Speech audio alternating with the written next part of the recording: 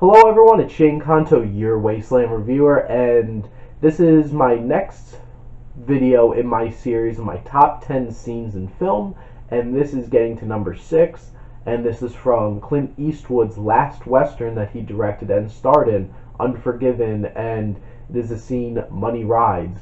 And I have to say, this is the climax of the film, so if you haven't seen Unforgiven, please go watch Unforgiven. It is an amazing film. I love it to pieces. It's one of my favorite westerns, and westerns are one of my favorite genres.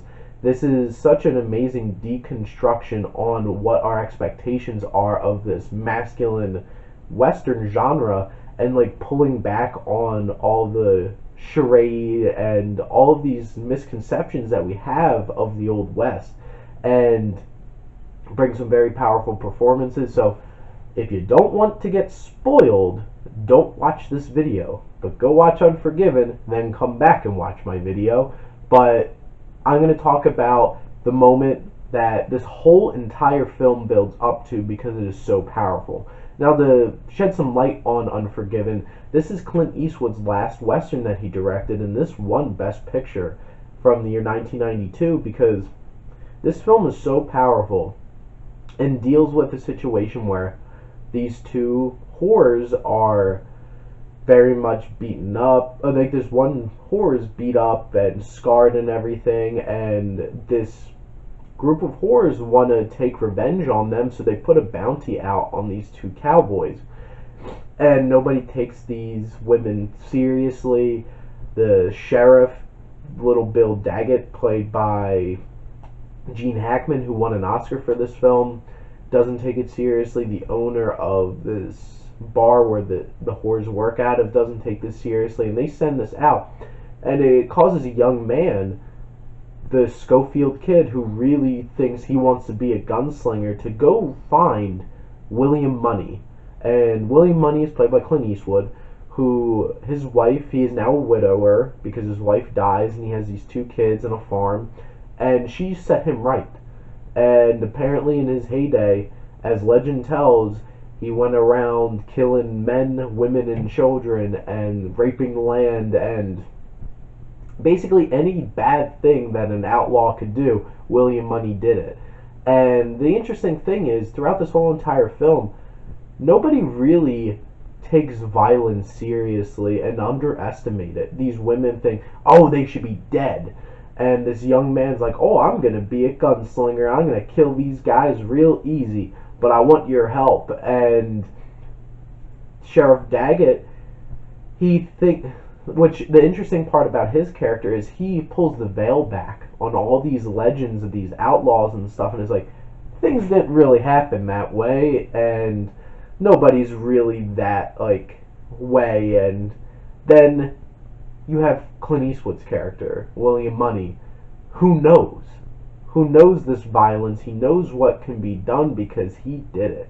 And his friend Ned, played by Morgan Freeman, who comes along with this young kid and William Money on this journey to go find these men, the two of them know.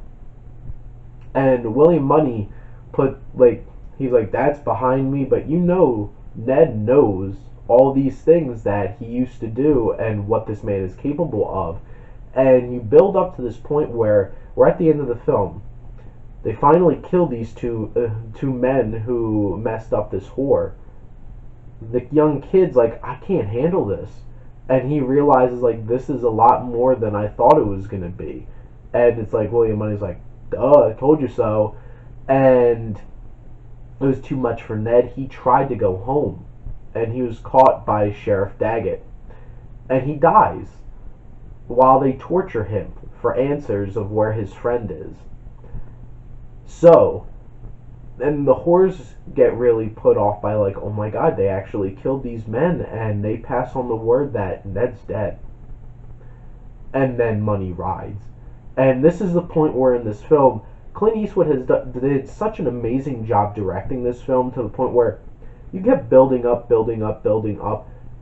potential tension, and the anxiously awaiting. You want to see this gunslinger again. It's a Western. But you also build up this disbelief through Gene Hackman's character, like, all that stuff was nonsense. So it's like, are we really building up to be let down, or like, was William Money really this kind of man? And then the second he finds out that his friend is dead, William Money rides into town. And this is so perfectly set up. The storm, it's a stormy night, it's so dark, this pale rider, William Money, dressed head to toe in dark browns and black, rides into town and sees his friend in an open coffin sitting out there. And you know things are about to go down. And what I love about this scene in particular is that it really takes the Western genre and really kind of puts it on its head. Because most gun shootouts, especially in a lot of old Clint Eastwood westerns, like especially the spaghetti westerns, are all these crazy trick shots like fanning your weapon and everyone's quick draw and all that kind of stuff. Throughout this film, William Money actually, him and Daggett bring up like, hey, that shit doesn't really work. It's like, if you don't point and aim, you're not going to hit anything. And if you're like flinging your gun, you can't hit a broadside of a barn. And they're celebrating inside this bar. Daggett's there, and all these other men are inside there. And then Money walks in. And he comes in full, because up to this point, it was a very different character for Clint Eastwood. He's remorseful and very much, I've turned a new leaf in my life, and like, I don't live this way anymore. And he's contemplative, and it's a very different kind of character for Clint Eastwood. And then there it is, and then you see the Clint Eastwood from all his other westerns ride one last time at the end of this film, and you're like, stuff is gonna go down. And they're all thinking like all these myths and legends are a bunch of BS, and it's like, no, William Money is here. And this is one of the most intense scenes. You have all these men staring down Money, and he comes in with his rifle, and it's just like ready to punish them all. And they all fling out their guns and try to fanning their weapons. They're jamming, they're missing, and he's just slowly pointing and shooting each one of them. And it's like, you've never seen a shootout like this in a film before, because it's so realistic and gritty. And that's what I love about this film. It's like, it's something that you've never seen, and it feels so weird to watch the first time, but now it's like, this is pretty amazing, and it works so well. And then you have that moment where he finally takes them all out, and it's true, he is this outlaw, he is this legend that people have built him up to be, and it's shocking at this point and how powerful it is. And then the last part of the film, whoever got away is out in the rain, and Money gets back on his horse and screams out, any of you who want to try to find me or hurt me or any of my friends again, I will come back here and kill you, your women, and your children. And it's so powerful, intense, and honestly, I really wish that Clint Eastwood would have potentially won an Oscar for this performance, because this is one of his two best performances, top three performances I've ever seen in his career. This, Gran Torino, and $1 Million Baby, and he is so powerful and intense and grueling in this scene that he's a force of nature at this point. There's no man left. William Money is like the man, Bill Money, who you see hog farming at the beginning of this film. He is gone, and William Money rides again. And that's why I called this scene that, because it truly is, they woke up a beast. And it's so powerful and shocking, and it's just a perfect way to cap off such an amazing Western, an amazing film in general.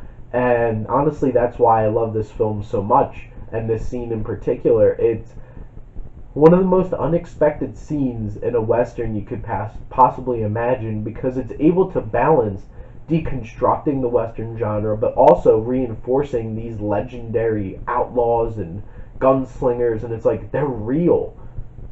But then wiping away a lot of the facade that was created around some of the other ones. And it's like, there's some real bad men back there, but were there really heroes?